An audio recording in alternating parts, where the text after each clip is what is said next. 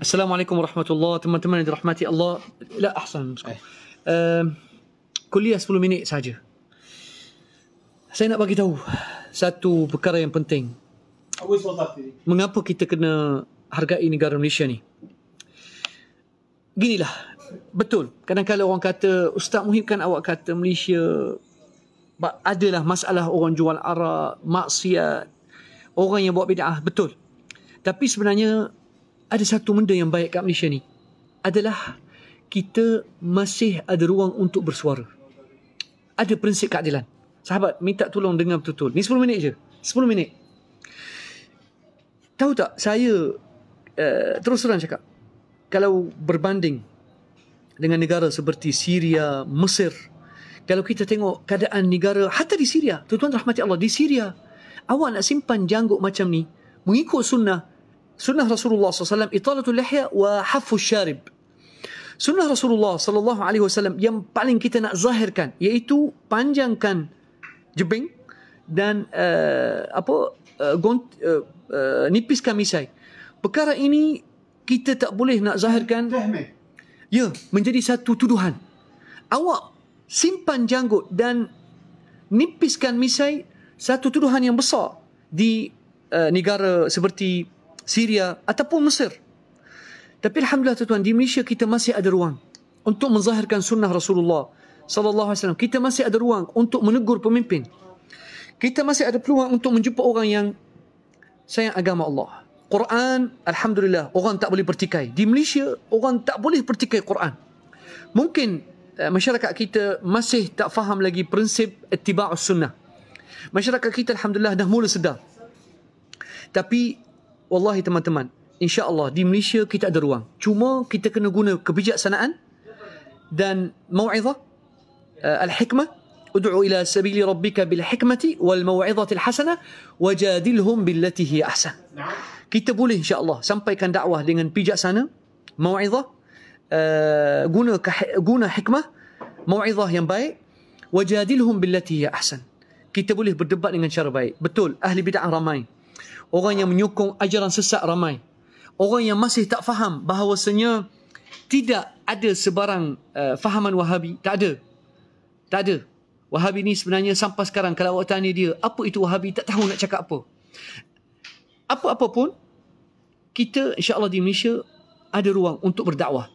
Bagi saya, kebanyakan negara Arab tidak memberikan ruang untuk menyampaikan kebenaran. Khususnya kita tengok banyak negara Arab telah menyebelahi Yahudi dan Israel, dan ada negara Arab lain yang terhutang budi dengan Rusia ataupun dengan Barat. Tapi insya-Allah kita kat Malaysia masih ada ruang untuk berdakwah, masih ada ruang untuk sampaikan kebenaran.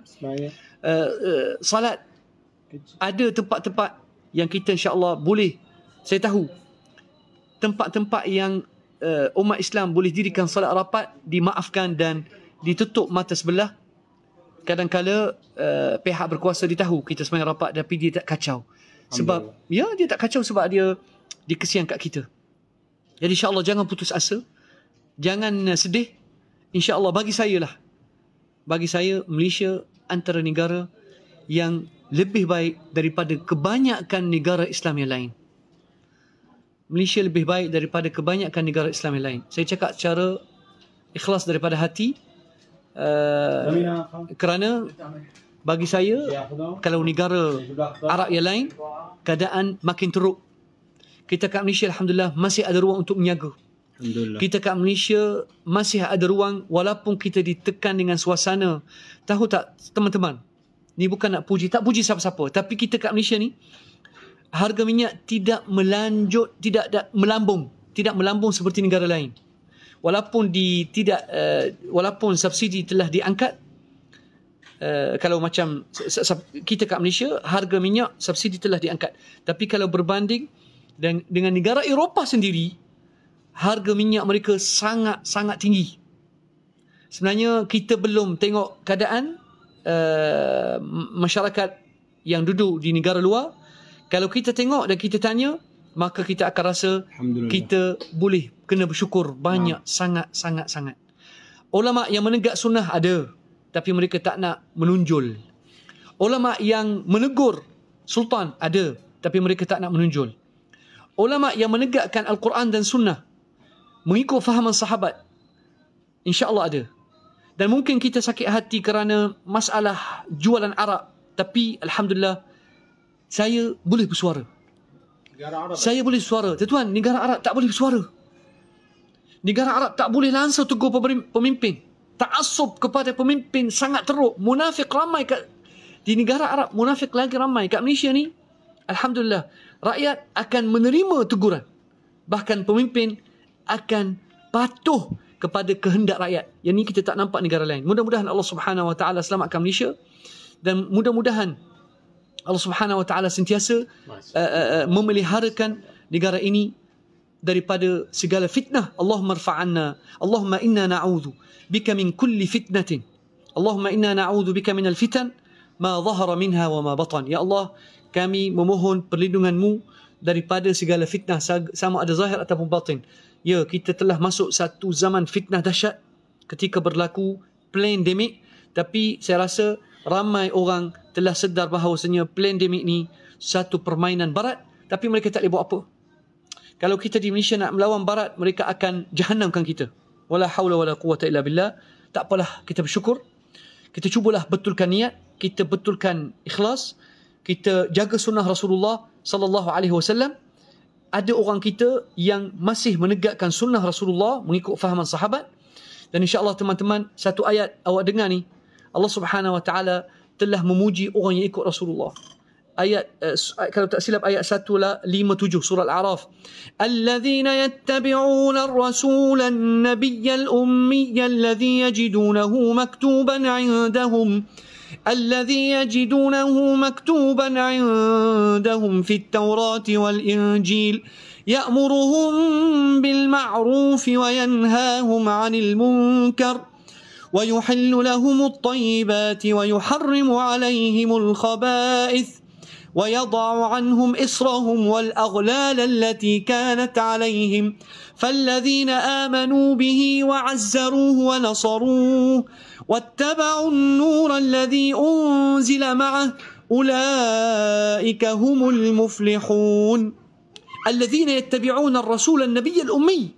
Orang yang ittiba', yang ikut Nabi Muhammad sallallahu alaihi wa alihi wasallam, ar-rasul an-nabiy al-ummi alladhi yajidunahu maktuban 'indahum fi at-taurat wal-injil, yang mereka jumpa sifat dan nama Rasulullah dalam at-Taurat wal Injil.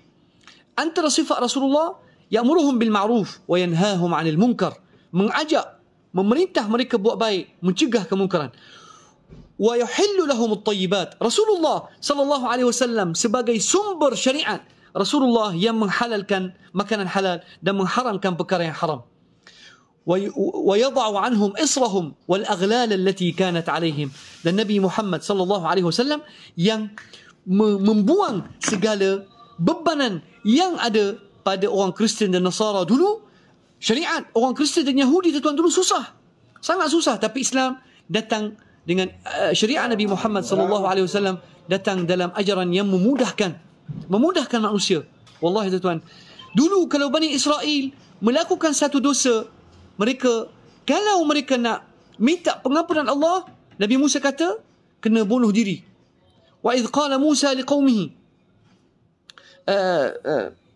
wa idh qala Musa liqaumihi ya Bani Israel, tengok ayat dia, fatubu ila barikum faqtulu anfusakum, fatubu ila barikum faqtulu anfusakum dhalikum khairun lakum 'inda barikum fataba 'alaikum. Nak bertaubat bagi syariat Bani Israel kena bunuh diri, tapi syariat Nabi Muhammad sallallahu alaihi wasallam tidak ada, hanya bertaubat, minta maaf dengan Allah, istighfar, ya Allah. Inilah syariat Nabi Muhammad sallallahu alaihi wasallam, inilah sunnah Nabi Muhammad. Maka tuan-tuan rahmati Allah, kita betulkan niat, kita betulkan cara kita mentaati perintah Rasulullah, kita kena junjung sunnah Rasulullah. Ya, kita banyak kesalahan, ya kita banyak dosa, ya kita banyak orang yang hidupkan bid'ah, tapi insya-Allah kita ada ruang di negara ini, insya-Allah. Allahumma ahmi Malaysia wa sa'ira biladil muslimin. Allahumma a'izzana bi'izzatil Islam. Allahumma a'izzana bi'izzatil Islam ya rabbal alamin. Itulah yang saya nak sampaikan. Mudah-mudahan Allah Subhanahu wa taala menyelamatkan umat Islam di bumi Malaysia ini. Mudah-mudahan Allah Subhanahu Wa Taala memberi kekuatan kepada yang menegak kebenaran. Tapi mereka yang ada niat untuk menghancurkan Islam, moga Allah Subhanahu Wa Taala buang mereka. Ini kerja Allah Subhanahu Wa Taala. Walhamdulillahirabbil alamin. Wassalamualaikum warahmatullahi wabarakatuh.